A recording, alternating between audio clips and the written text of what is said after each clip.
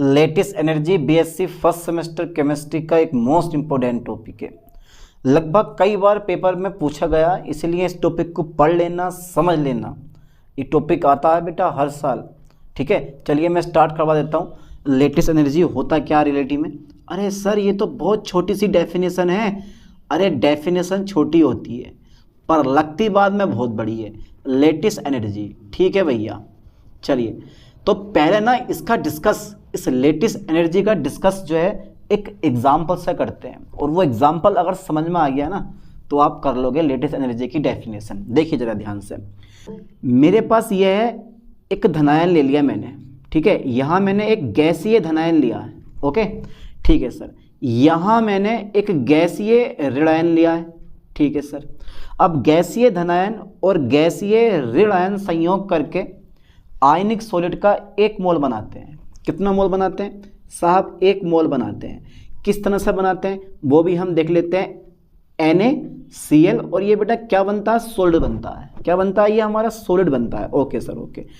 Plus यहाँ पर energy generate होती है, और जो ऊर्जा उत्पन्न होती है उसी को हम क्या बोलते हैं? लेटिस एनर्जी कहते हैं। बहुत छोटी सी बात है, समझ जाओगे आराम से। उसी को हम क्या बोलते हैं? लेटिस एनर्जी कहते हैं, ठीक है। यानी कि इसकी डेफिनेशन कैसे बनाओगे कभी नहीं भूलोगे लाइफ टाइम, ऐसे करके मैं आपको बता दूंगा।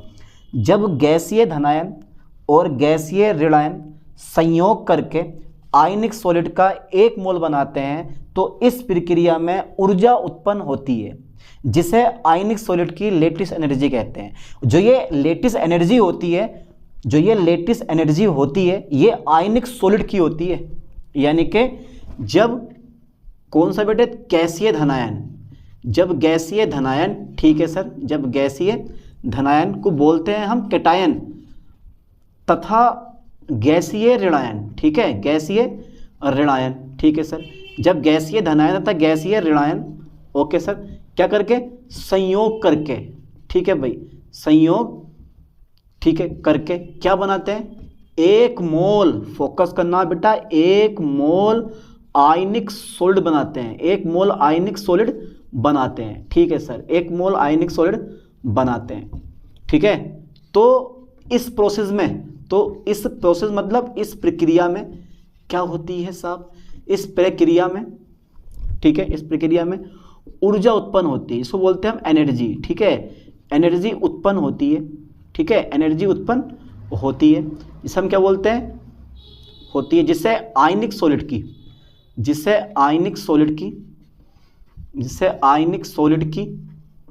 लेटिस एनर्जी कहते हैं।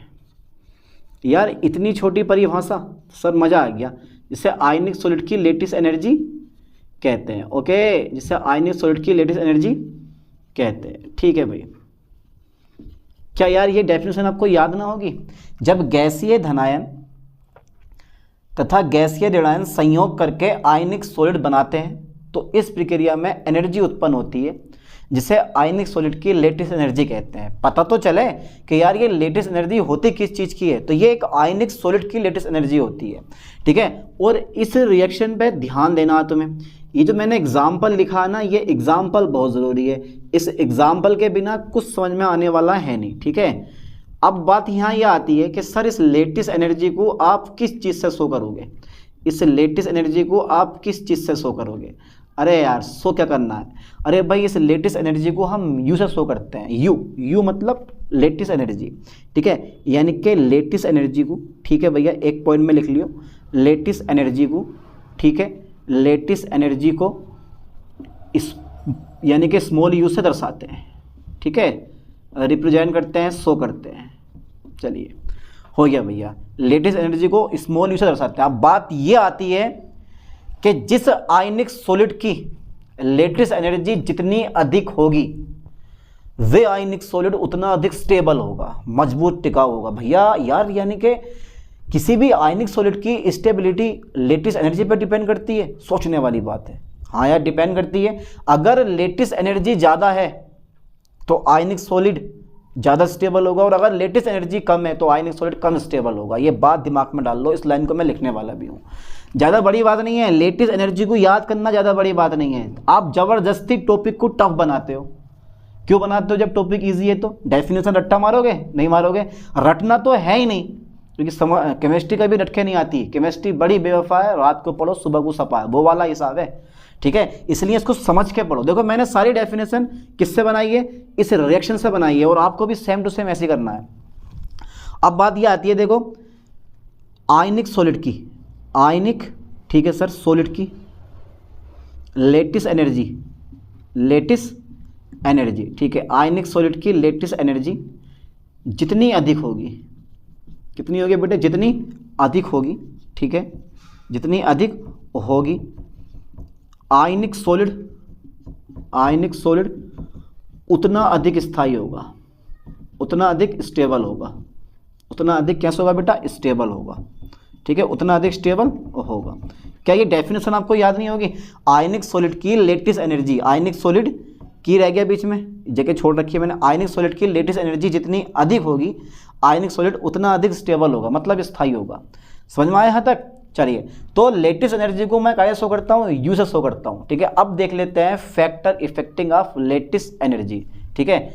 चलिए मैं डाल देता हूँ लेटिस एनर्जी को प्रभावित करने वाले कारक, ओके, लेटिस, ठीक है भैया, एनर्जी को, लेटिस एनर्जी को प्रभावित करने वाले कारक, प्रभावित करने वाले कारक, ठीक है भैया, करने वाले कारक। अच्छा सर, कौन कौन से ऐसे कारक होते हैं जो लेटिस एनर्जी को प्रभावित करते हैं? सबसे पहला number size of ions, size of ion, ये सबसे पहला नंबर होता है, साइज ऑफ आयन, जो कि लेटिस एनर्जी को क्या करता है भैया? प्रभावित करता है। और तुम्हें पता है कि जैसे जैसे साइज बढ़ता जाता है ना, वैसे वैसे जितनी भी ऊर्जाएं होती हैं सारी सब घटती हैं, ठीक है। अगर आप किसी का भी, किसी एटम का साइज बढ़ाते हो, यानी कि किसी भी एलिमेंट का साइज बढ़ता है, तो ये समझ जाना आप कि एनर्जी हर तरह की घटती है, क्योंकि एनर्जी जो होती है वो साइज के व्युत्क्रमानुपाती होती है, पता होना चाहिए आपको। तो सबसे पहला नंबर इसका जो कारक आता है वो कारक आता है हमारा, यानी कि size of ions, size of ions, okay sir, size of ions. मतलब जो लेटिस एनर्जी होती है मेरे दोस्तों, वो इज़ डायरेक्टली प्रोपोर्शनल टू, यानी कि 1/1 साइज, ठीक है। यानी कि आयंस का साइज बढ़ने पर लेटिस एनर्जी कम होती है, ये ध्यान देना। यानी कि आयंस का, किसका? आयंस का, आयनों का बोलते हैं इसको, आयनों का साइज बढ़ने पर, ठीक है सर, साइज बढ़ने पर, ठीक है, लेटिस एनर्जी हमेशा क्या होती है? कम होती है। यानी कि आयनों का साइज बढ़ने पर लेटिस एनर्जी क्या होती है? घटती है, लेटिस एनर्जी घटती है, ओके। अरे सर घटा दो ज़बरदस्ती, घटती है, ठीक है। आयंस, यानी कि आयंस का साइज बढ़ने पर, ठीक है, लेटिस एनर्जी घटती है। इसका मतलब ये हुआ कि अगर मेरे पास धनायन, यदि धनायन कैसा हो मेरे पास? धनायन मतलब कैटायन, यदि कैटायन छोटा हो, भैया छोटा हो, तो पता है तुम्हें, देखो एक मार्कर है आपके हाथ में, ठीक है, मेरे हाथ में एक मार्कर है ये वाला, इसको तोड़ो आप। तोड़ने के लिए हमें बड़ी पावर लगानी पड़ेगी, सोचने वाली बात है। और अगर एक इतना बड़ा मार्कर लोगे आप, या इतना बड़ा कोई डंडा लेते हो, तो उसको तोड़ने के लिए आपको कम पावर लगानी पड़ेगी, मतलब छोटी चीज़ ज़्यादा मजबूत होती है, कहने का मतलब ये होगा, है ना। ऐसी सेम कहानी ये होती है कि यदि कैटायन छोटा हो, अब साइज छोटा है, साइज छोटा हो तो ये थोड़ा मजबूत होगा। यानी कि यदि कैटायन छोटा हो तो लेटिस एनर्जी अधिक होती है। तो लेटिस एनर्जी कैसी होती है बेटे? अधिक होती है। ये लाइन पे ध्यान देना आत्मा, ठीक है। यदि कैटायन छोटा हो तो लेटिस एनर्जी कैसी होगी? अधिक होगी, लेटिस एनर्जी अधिक होगी, ठीक है, लेटिस एनर्जी अधिक होगी, ठीक है बेटा, ओके सर, अधिक होगी, ठीक, वेरी गुड। यदि कैटायन छोटा हो, यानी कि कैटायन का साइज कम हो, तो लेटिस एनर्जी कैसी होगी? अधिक होगी। और यदि कैटायन का साइज कैसा हो बेटा? यदि कैटायन बड़ा हो, साइज में कैसा हो? बड़ा हो, बड़ा मतलब हाथी जैसा हो, है? अरे नहीं यार, बड़ा हो, साइज में थोड़ा सा बड़ा हो। यदि कैटायन बड़ा हो तो लेटिस एनर्जी कैसी होगी उसकी? तो लेटिस एनर्जी जो होती है मेरे दोस्तों, वो कैसी होगी? कम होगी। सोचने वाली बात है। चलिए मैं एक एग्जांपल से प्रूव करते हैं इस चीज़ को। मान लो मेरे पास एक Na+ है, Cl- आयन हो गया। एक मेरे पास क्या है? इधर मैंने ले लिया सीजियम, इस पे प्लस होगा, इस पे मेरे पास माइनस होगा। कौन ज़्यादा स्टेबल है, कौन कम स्टेबल है? तो देखो सोडियम का साइज कम होता है, ये मैंने बता दिया आपको, सोडियम का साइज कम है तो ये मोर स्टेबल होगा, यानी कि सोडियम का साइज कम है, सोडियम का साइज कम है यानी कि कैटायन के साथ छोटा है तो लेटिस एनर्जी अधिक होगी। मतलब धनायन हमारा छोटा है, धनायन हमारा छोटा है तो लेटिस एनर्जी ज़्यादा होगी।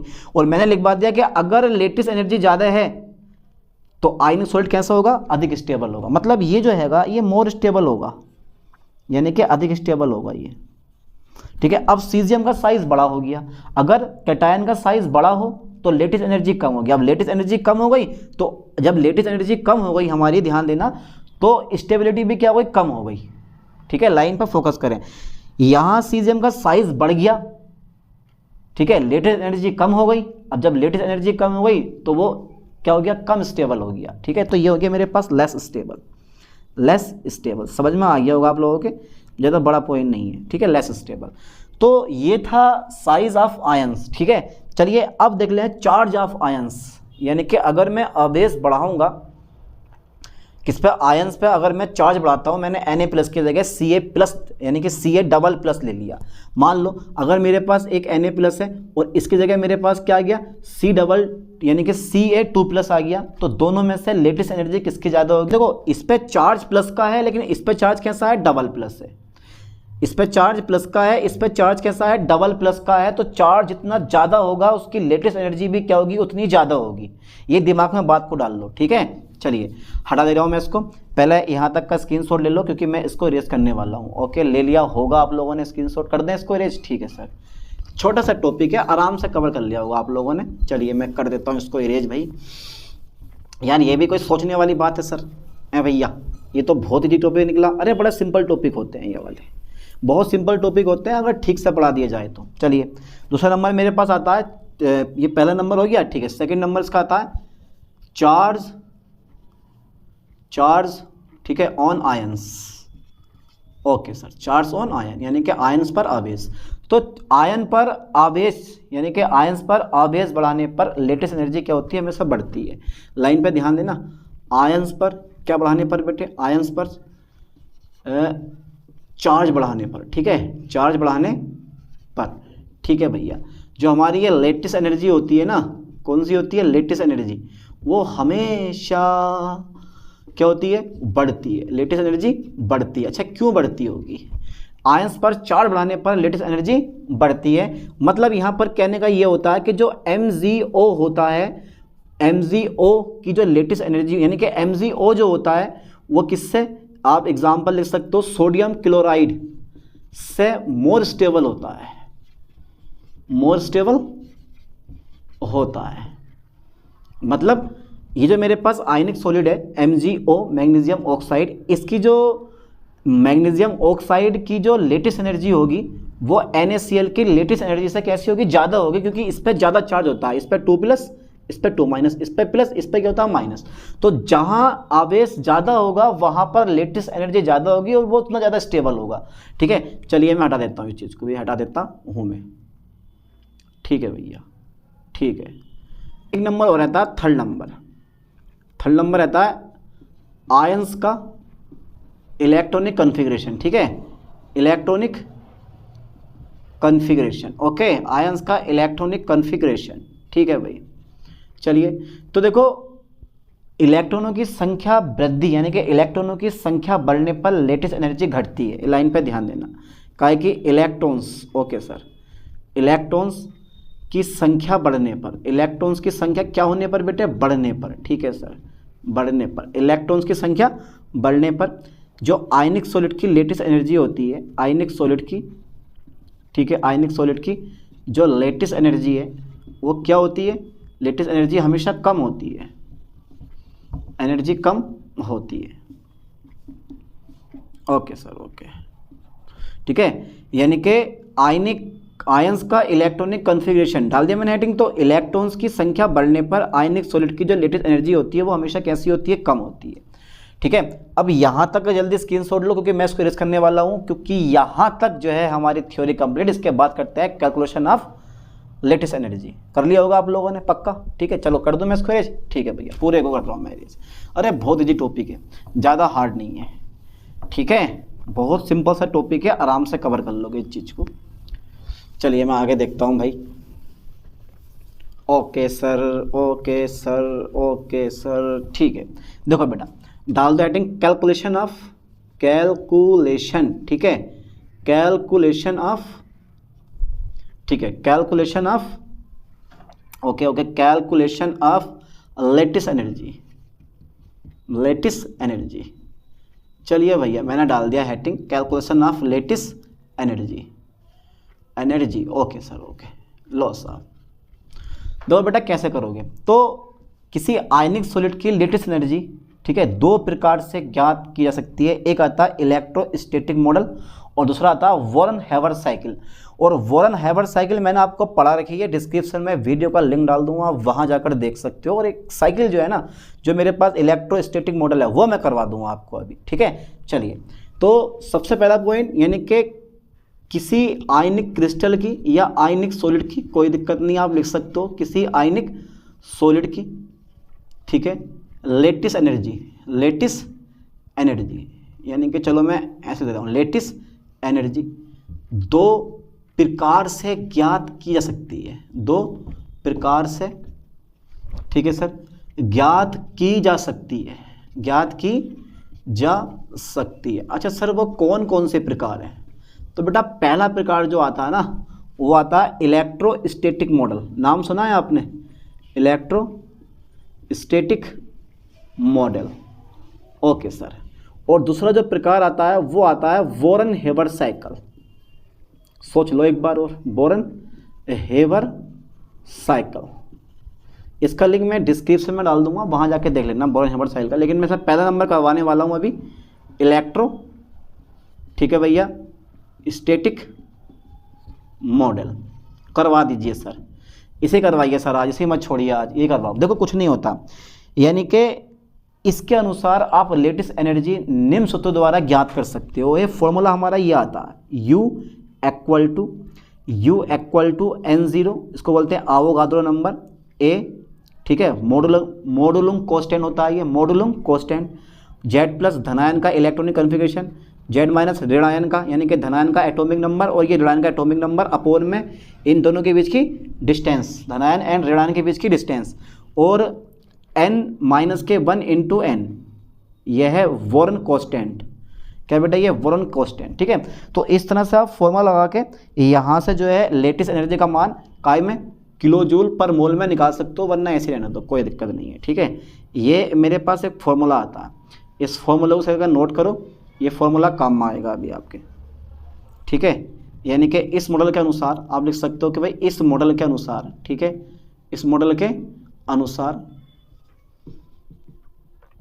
ठीक है, किसी आयनिक सॉलिड की, किसी आयनिक सॉलिड की लेटेस्ट एनर्जी निम्न सूत्र द्वारा, ठीक है, निम्न सूत्र द्वारा ज्ञात की जा सकती है, ज्ञात की जा सकती है, ठीक है। यानी कि इस मॉडल के अनुसार, ठीक है, किसी आयनिक सॉलिड की लेटेस्ट एनर्जी निम्न सूत्र द्वारा ज्ञात की जा सकती है। वेयर, जहां आप लिख सकते हो वेयर N0 जो है ना मेरे पास, यानी कि N नोड बोल दिया मैंने, कोई दिक्कत नहीं है। N नोड जो है मेरे पास वो है आवोगाद्रो नंबर, आवोगाद्रो, ठीक है, नंबर। इसकी वैल्यू पता है ना आपको, आवोगाद्रो नंबर की वैल्यू 6.023 गुणा 10⁻³ चाहो तो लिख लियो। एक क्या है मेरे पास, Madelung constant, Madelung constant, okay sir, Madelung constant, ठीक है। अच्छा बेटा यहाँ पे n क्या चीज़ है, n बता दो, n क्या चीज़ है।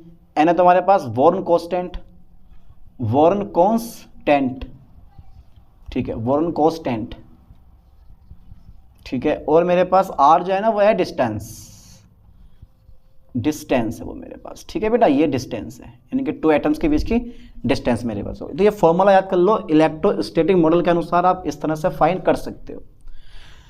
बाकी बोरन हेबर साइकिल का डिस्क्रिप्शन में मैं वीडियो का लिंक डाल दूंगा, वहाँ जाकर देख लेना। लेकिन फिर भी मैं एक हल्का सा एग्जांपल करवा दूँ बोरन हेबर साइकिल का। अरे नहीं, इतने ही रहने दो। और बाकी जो सेकंड नंबर है मेरा वॉरेन हेबर साइकिल, ठीक है, वॉरेन हेबर साइकिल, ठीक है। वीडियो में डिस्क्रिप्शन यानी कि डिस्क्रिप्शन में वीडियो का लिंक डाल दूंगा, वहाँ जाकर आप देख लो इस चीज़ को, ठीक है। इसके बाद का वो कर लेना, क्योंकि मैं पढ़ाऊँगा, वीडियो की लेंथ बढ़ेगी, कोई फ़ायदा नहीं होगा, ठीक है। चलिए अब ऐसी एक नई टॉपिक के साथ मिलते हैं नेक्स्ट वीडियो में। थैंक्स।